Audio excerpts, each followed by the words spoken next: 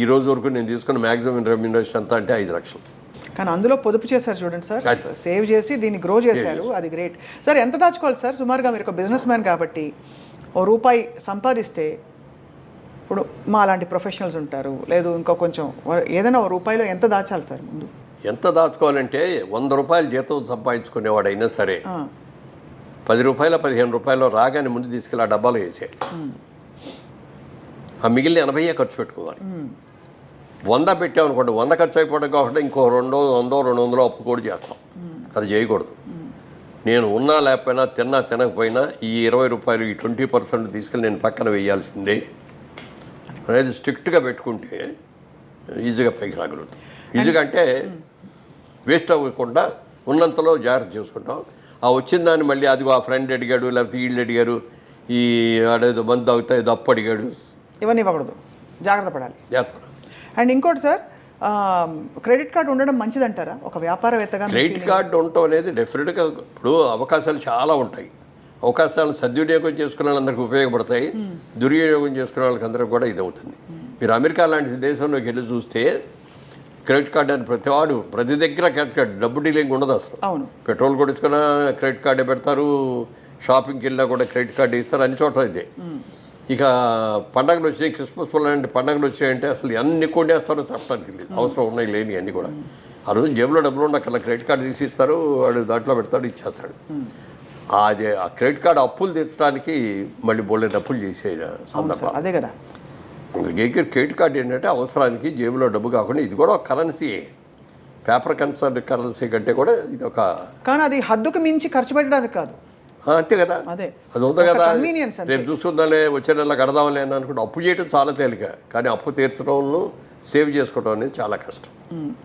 అది తెలుసుకోవాలి. స్టాక్ మార్కెట్లో డబ్బులు పెట్టచ్చా సార్? ఇవన్నీ మౌలిక సూత్రాలు. అసలు పెట్టండి, నాకు దాని మీద నమ్మకం లేదు. స్టాక్ మార్కెట్లో మీరు ఎప్పుడు భూమిని నమ్ముకున్నారు, లేదంటే వెంచర్స్ ఏదైనా వెంచర్ ఉంటే దానిలో పెట్టారు? నేను పార్లమెంట్లో కూడా మాట్లాడేటప్పుడు ఒక కథ చెప్పాను. ఓ రోజున ఒక వ్యాపారి వచ్చాడు పల్లెటూరులోకి, వచ్చేసి మీ ఊళ్ళో కోతులు ఉన్నాయని తెలిసింది, కోతులు కొంటాను నేను, కోతికి 10,000 చొప్పున ఇస్తాను అన్నాడు.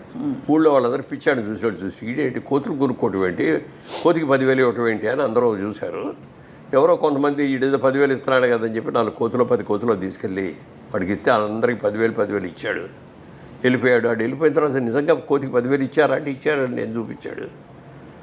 ఈసారి మనం జాగ్రత్త పడాలి అనుకొని నెక్స్ట్ టైం వాడు ఇంకో నెలలో వచ్చాడు. మళ్ళీ ఈసారి 15,000 ఇస్తానన్నాడు కోతికి. అందరూ ఎగబడ్డారు. ఓ 50% మనుషులు ఎగబట్టారు, కోతులు తీసుకొచ్చారు, ఇచ్చారు. మూడోసారి వచ్చాడు, 25,000 ఇస్తా, నాకు కోతులు కావాలి అన్నాడు. అప్పటికి అయిపోయినాయి కోతులన్నీ.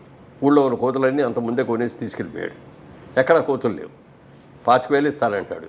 పక్క ఊళ్ళోకి వెళ్తే 20,000కు దొరుకుతున్నాయి. అక్కడికి వెళ్ళి 20,000 కొనుక్కొని కోతులు తీసుకొచ్చేసి వీడికి అమ్మారు. అర్థమైంది సార్, అర్థమైంది కదా. ఆ 20,000కి అమ్మింది ఎవరు అంటే వీడే. అదే అందుకని అదే అర్థమైంది. మన దగ్గర 5,000కి 10,000కి కొన్న కోతుల్ని మనకి 20,000కి అమ్మాడు. అది ఎంత గోల్డెన్ ఇదే సార్ ఇది. అయితే ఇప్పుడు స్టాక్ మార్కెట్ కూడా అలాంటిదేనండి. ఏ రోజున ఏ రేట్లు ఎందుకు పెరుగుతున్నాయో తెలియదు, ఎందుకు పడిపోతున్నాయో తెలియదు. ఇది బ్రహ్మాండంగా ఉంది అని అందులో పెడతాం. అంటే ఏదైనా డబ్బు సంపాదించడానికి కష్టపడి సేవ్ చేసుకుని దానికి ఉన్న విలువ ఇది ఆర్టిఫిషియల్గా ఏదో పెట్టుబడి పెట్టేసి ఊరినే వచ్చేసింది. ఒక లాటరీ వచ్చింది అని అంటే దాంట్లో కూడా వచ్చినప్పుడు బాగానే ఉంటుంది, సంతోషంగానే ఉంటుంది. కానీ హార్డ్ ఎర్న్ మనీ అనే దానికి ఉన్న విలువ ఈజీ మనీకి ఉండదు. ఈజీ మనీ ఎలా వచ్చిందో అలాగే పోతుంది.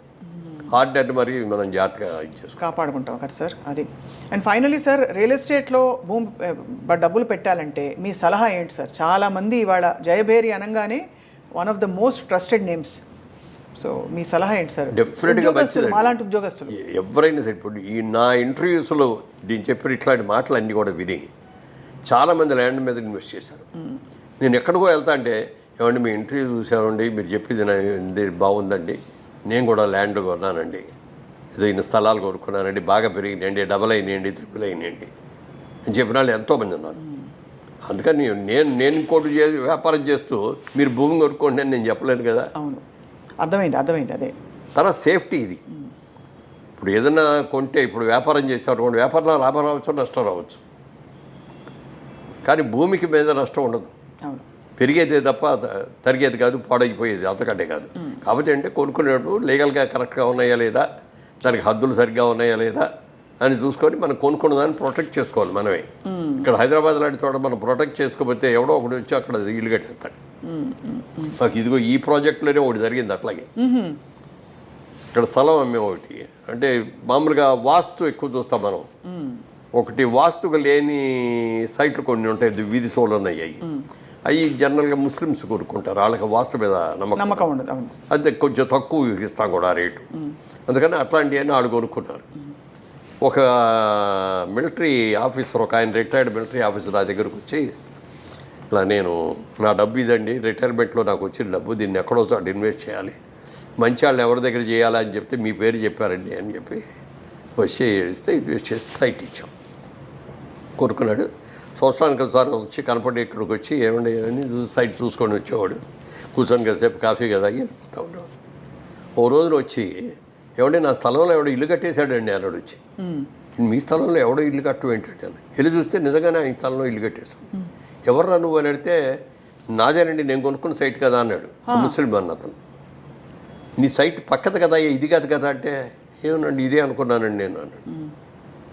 మరి ఎట్లా ఇప్పుడు నన్ను ఆ సైట్ తీసుకోమనండి అన్నాడు. ఈ సైట్ వాస్తుకి ఎకనిస్ట్ వాడు తీసుకోడు అయినా, నువ్వు కొనుక్కో ఇప్పుడు ఆ స్థలం అన్న.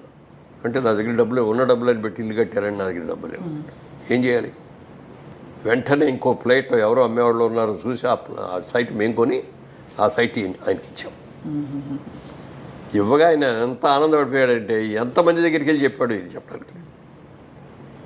ఆ పాజిటివ్ న్యూస్ని స్ప్రెడ్ చేస్తే వీళ్ళ దగ్గరికి వెళ్తే నమ్మకం, గ్యారంటీ అనేదాన్ని. ఇప్పుడు ఊరిని బిల్డప్ పోదండి, నేమ్ బ్యానర్ నేమ్ రావటం, మంచి సినిమాలు తీస్తే బ్యానర్కి మంచి పేరు వస్తుంది, వ్యాపారం కరెక్ట్గా చేస్తే ఆ వ్యాపార సంస్థకి మంచి పేరు వస్తుంది.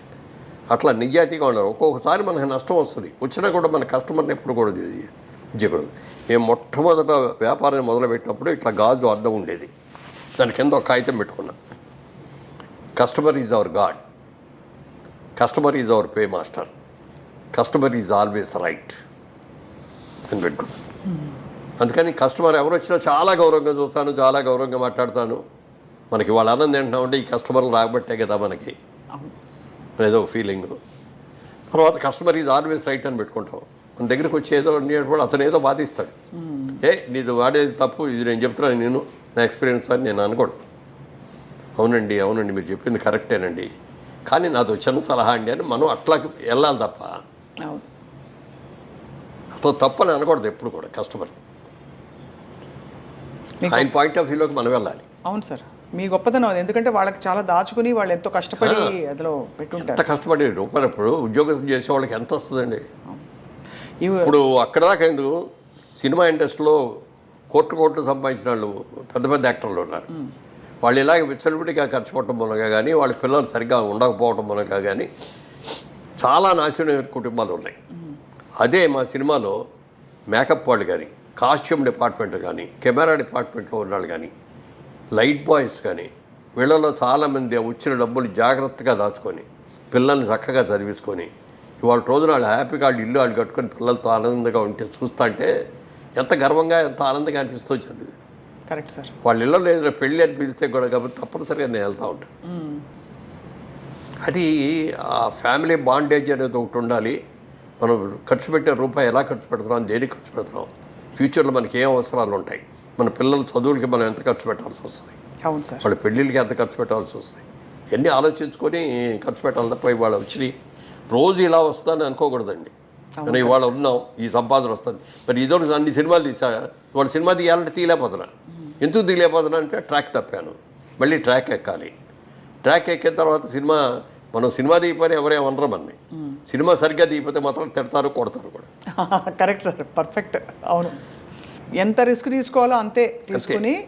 సరే, అది ఇంకొక మంచి పాయింట్ అండి. బిజినెస్ మ్యాన్గా మేము తీసిన 25 సినిమాల్లో సినిమా కథ నాకొక్కడికి నచ్చితే కొనేవాడిని కాదు.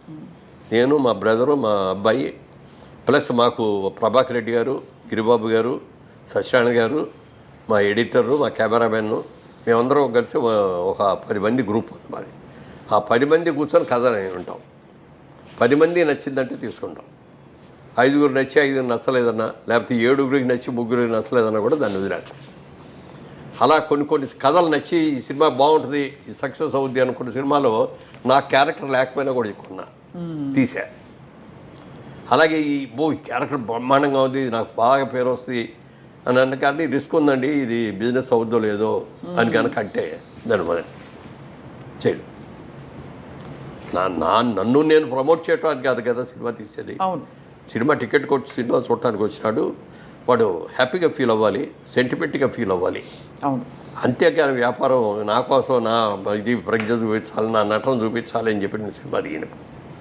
నేను యాక్ట్ చేయకుండా చేసి నీ కూడా 25లో 5, 6 సినిమాలు నేను లేనందు. హోమ్ ప్రొడక్షన్ అంటే వేషం వేయకుండా ఉంటారు కదా, ఉండరు మామూలుగా. అవును, అతడిలో నేను లేదు కదా. అవునవును. కానీ మీరు అంటే ఆల్రెడీ మీరు వెలిగారు అండ్ మీకు ఈ బిజినెస్ దృక్పథం ఉండడం వల్ల మిమ్మల్ని ఏదో ఒకటి ఆక్యుపై చేస్తూ వచ్చింది. అంటే ఇది కాకపోతే ఇది కాకపోతే ఇది ఎగ్జాక్ట్. అందుకని నేను నాకేది ఇది కావాలని కోరుకోలేదండి. అంటే కోరుకోలేదంటే దానికోసం పెట్టబడలా. అవకాశాలు నాకు వెతుక్కుంటూ వచ్చినాయి, చాలా వచ్చిన అవకాశాలను సద్వినియోగం చేసుకున్నాను. And for more videos, please subscribe to iDream. Please subscribe to iDream. Please subscribe iDream. And please subscribe to iDream. For more videos, subscribe to iDream. please like, share and subscribe to the channel. Congratulations, iDream. Subscribe to iDream. Subscribe to iDream. So subscribe to iDream Media. iDream ki iDream team andarki huge congratulations. Please subscribe iDream Media. Please subscribe to iDream. Subscribe iDream. Please subscribe to iDream. iDream అంటే నా కళల channel subscribe చేసుకున్న నోరు తిరుగుతలేదు, మీరైతే గంట గుర్తు కొట్టండి. For more such videos, please subscribe to iDream. Subscribe to iDream. Please subscribe to iDream. Please subscribe iDream Media. Please do subscribe to iDream. Please subscribe to iDream Media. For best entertainment and information, please subscribe iDream. And don't forget to subscribe to iDream.